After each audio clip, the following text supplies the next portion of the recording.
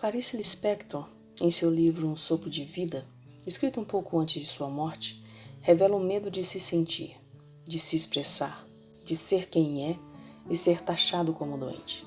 Ela diz assim: tenho medo de escrever. É tão perigoso. Quem tentou sabe. Perigo de mexer no que está oculto.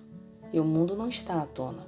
Está oculto em suas raízes, submersas na profundidade do mar. Para escrever tenho que me colocar no vazio. Nesse vazio é que existo intuitivamente. Mas é um vazio terrivelmente perigoso.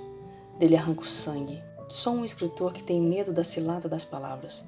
As palavras que digo escondem outras. Quais? Talvez as diga. Escrever é uma pedra lançada no fundo do poço. Há tantos anos me perdi de vista que hesito em procurar me encontrar.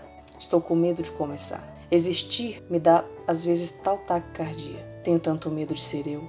Sou tão perigoso. Deram-me um nome e me alienaram de mim. A dor de ser quem é, que esse trecho revela, é tanta que realmente não há palavras para traduzi-lo. O medo de se revelar a si e ao outro, diferente do que o social lhe impõe, e sofrer a condenação eterna ao ostracismo e quem sabe até choques elétricos, conduzia muitos a escolher morrer, a sobreviver dessa maneira. Quantas e quantas vezes vimos notícias de fatalidades inexplicáveis para uma mente sã? Sã no sentido de livre dos julgamentos pré-estabelecidos. Notícias essas que nunca retrataram 1% das que realmente ocorriam. Nossa civilização, para a proteção do sistema que criou, se força a abafar qualquer ocorrência que possibilite o ser humano, indivíduo, a racionalizar e se voltar contra ele. Demorou mais de 100 anos para se perceber que a resistência, nomeada pela psicanálise, na verdade, era um grito surdo do nosso ser, da nossa alma, de não é isso que quero para mim. Um pedido de socorro para se livrar de uma estrutura cunhada para o seu próprio bem, criando assim mecanismos de estudos profissionais para sua análise. E ainda assim a saúde mental não tinha um papel de importância, e as poucas normas legais que versavam sobre o assunto se limitavam ao tratamento de suas patologias. Mas a saúde mental não se limita a eventuais patologias. Vem justamente na compreensão dessa diferença de ser, da certeza de que cada um tem seu limite de tolerância, vem da vivência natural das emoções diárias que todos são submetidos, da capacidade de enfrentar as mudanças que a vida traz de forma equilibrada, estando diretamente relacionada às reações a essa estrutura social de forma a harmonizar o ser como parte do meio, como indivíduo.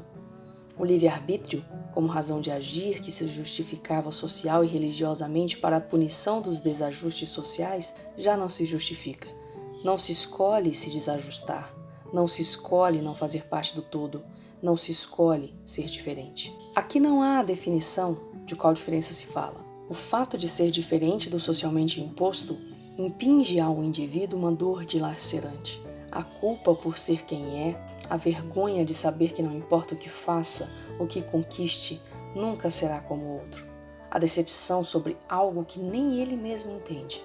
O medo de não ser aceito. Esse medo que brilhantemente Clarice Lispector manifestou não se refere ao outro do outro lado do mundo, se refere aos próximos, à família, à escola, trabalho, igreja, a civilização que pode ser tocada com as mãos ou com a mente, àqueles que se fazem mais presentes, àqueles que realmente se importam e importam. Medo esse que é o maior responsável pela debilidade da saúde mental que tanto hoje se fala. Medo esse que, por vezes, é a maior e única realidade existente. Medo de ser taxado, diagnosticado como doente e assim não ter mais voz. O diagnóstico é uma sentença de vida. Quando se define o que se é, mesmo que para si não seja de todo verdade, limita-se ao que define aquele diagnóstico. O cérebro passa a justificar ações e reações como sendo parte da doença, se isentando da responsabilidade do fato, ou mesmo perde a razão de existir e lutar, pois sabe-se doente. A sociedade necessita dessa limitação, como uma forma de separar o joio do trigo. Mas o espírito não pode ser definido, delimitado. A mente humana é algo que nunca poderá ser totalmente desvendada.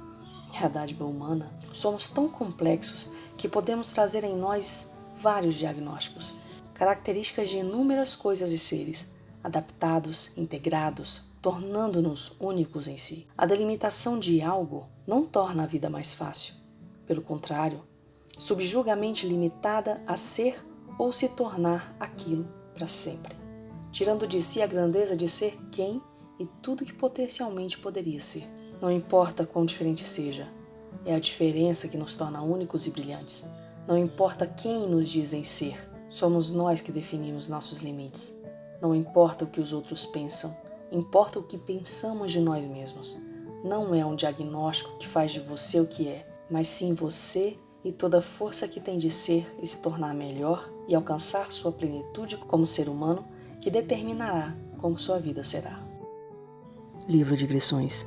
Nos siga nas redes sociais, se inscreva no canal do YouTube, adquira o seu livro e lembre-se, você não está só.